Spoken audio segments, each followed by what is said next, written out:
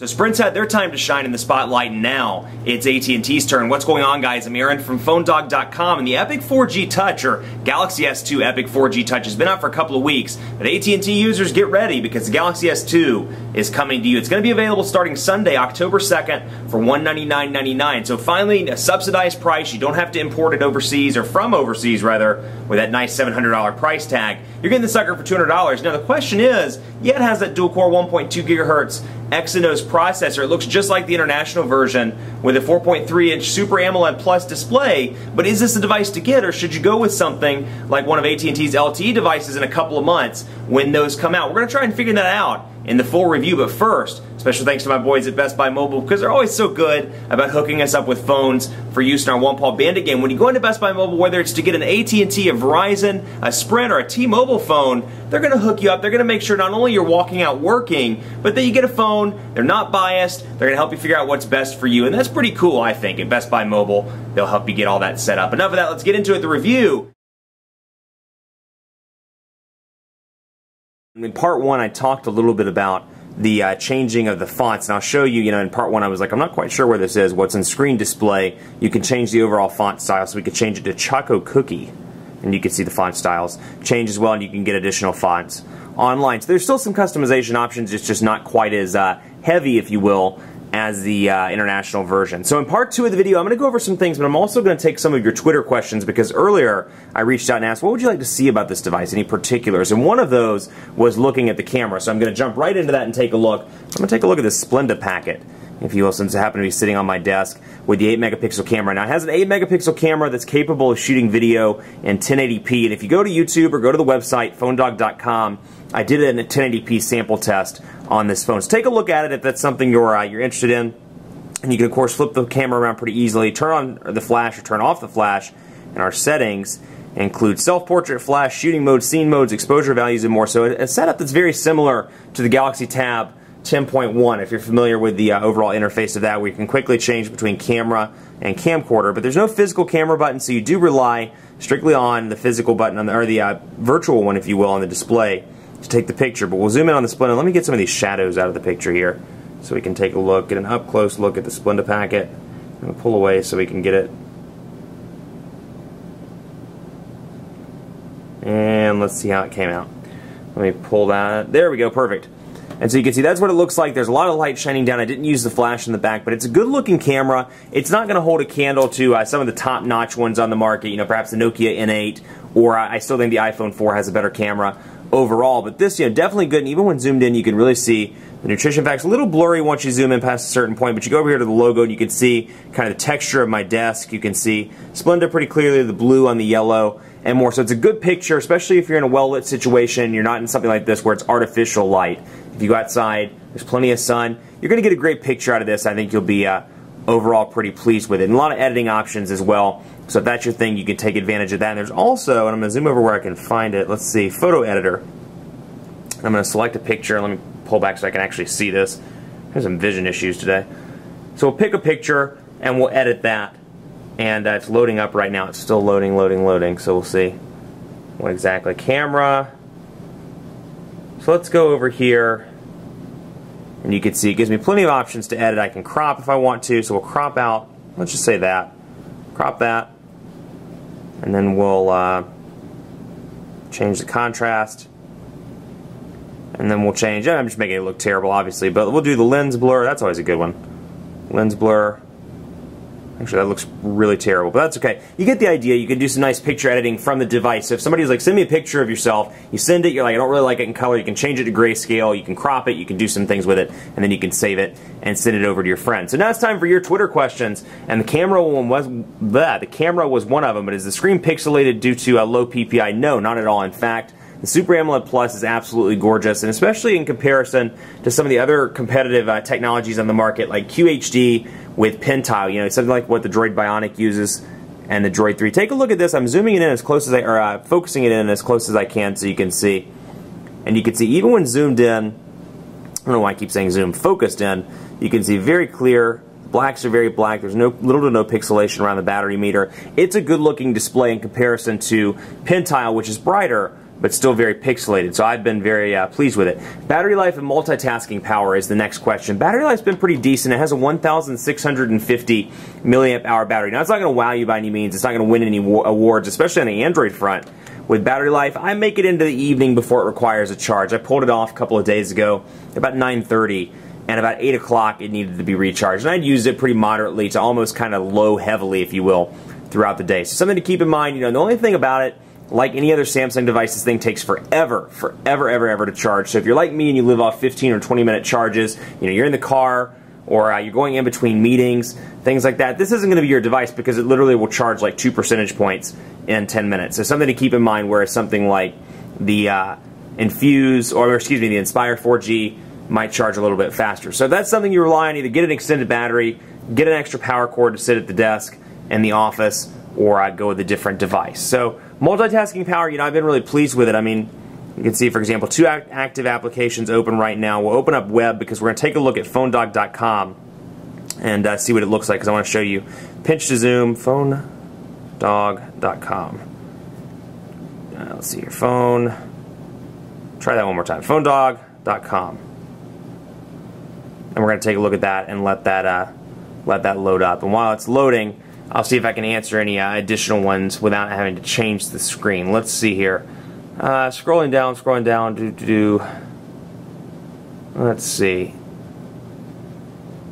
Looks a lot. Nope, that's not. Battery life, another one. Reading in direct sunlight, it's not as bad as it used to be. I can still see it in direct sunlight. It's a little bit washed out, but not nearly as bad as I thought it would be. So you see some checkerboarding there, and granted, the page isn't fully loaded just yet.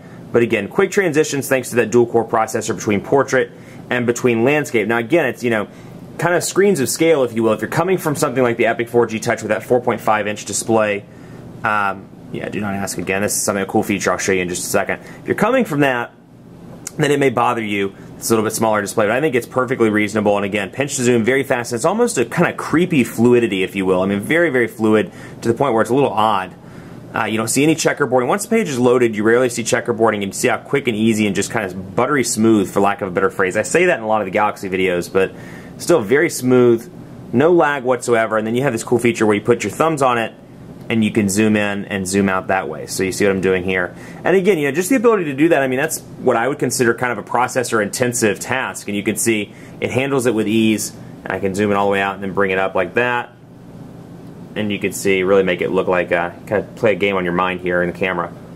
You know, like, stop that, Aaron, stop that. But you get the idea, and then over in landscape mode as well. Now, one thing I really like is when you zoom out to that point like I just did, you can open up a new window, and then we'll zoom back out of that one.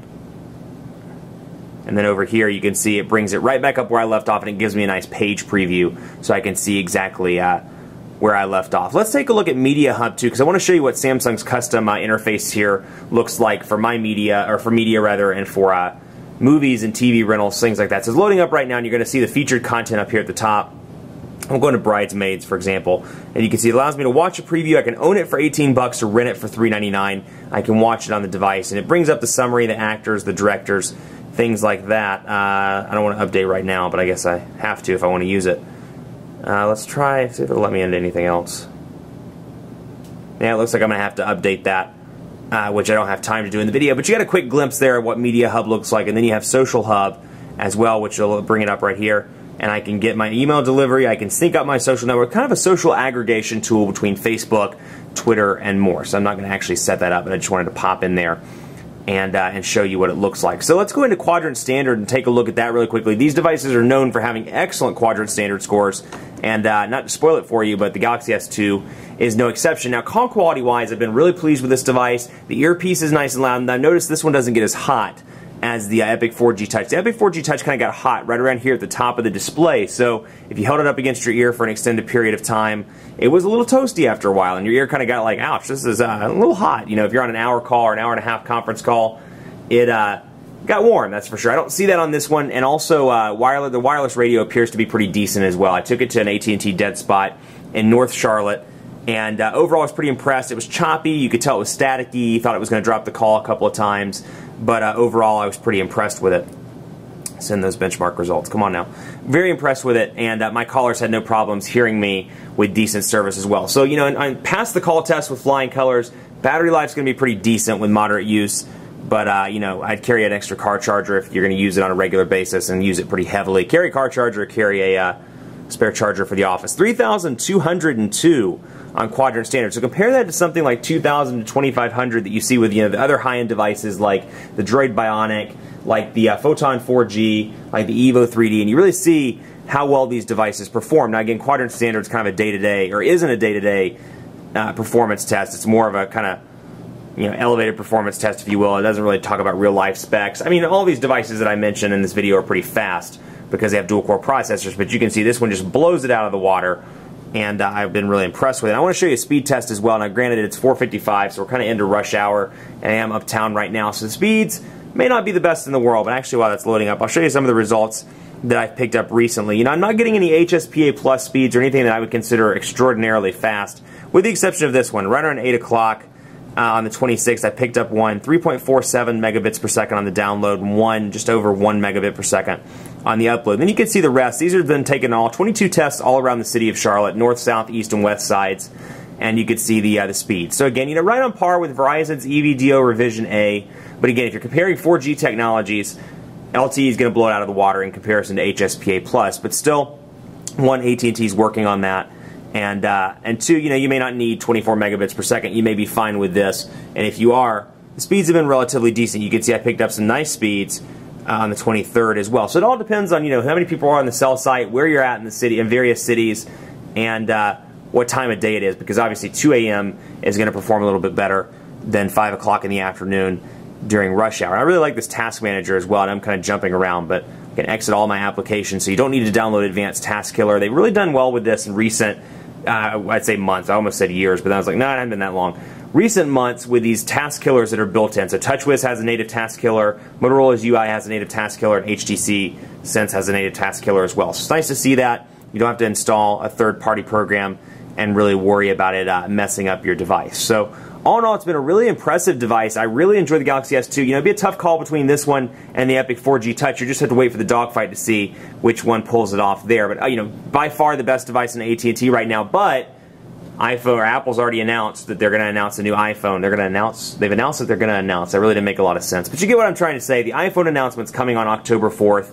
And so like anything else in the mobile industry, this thing's going to have a couple of days in the spotlight, and then everybody's going to be all crazy about the iPhone 4S or the iPhone 5. So like anything mobile, it's moving very quickly. But right now, at this point on September 29th at 4:57 p.m., the Galaxy S2 is the best device on AT&T. Much more coverage to come on PhoneDog.com with this device. Be prepared for some awesome dogfights on the site as we lead up to the iPhone launch, as we lead up to, you know, we talk about some of the other high-end Android phones, the Droid Prime, and more. Keep a lookout for those on PhoneDog.com. Be sure to follow us on Facebook, Facebook.com/PhoneDog. We're always doing cool contests, so be sure to check those out and like our page. And as always, follow me on Twitter. Let me know what you think of this device at PhoneDog_Aaron, and on Facebook at my personal page, Facebook.com/PhoneDogAB. Thanks so much for watching. As always, we'll see you next time, and stay tuned for those awesome dogfights. Take care.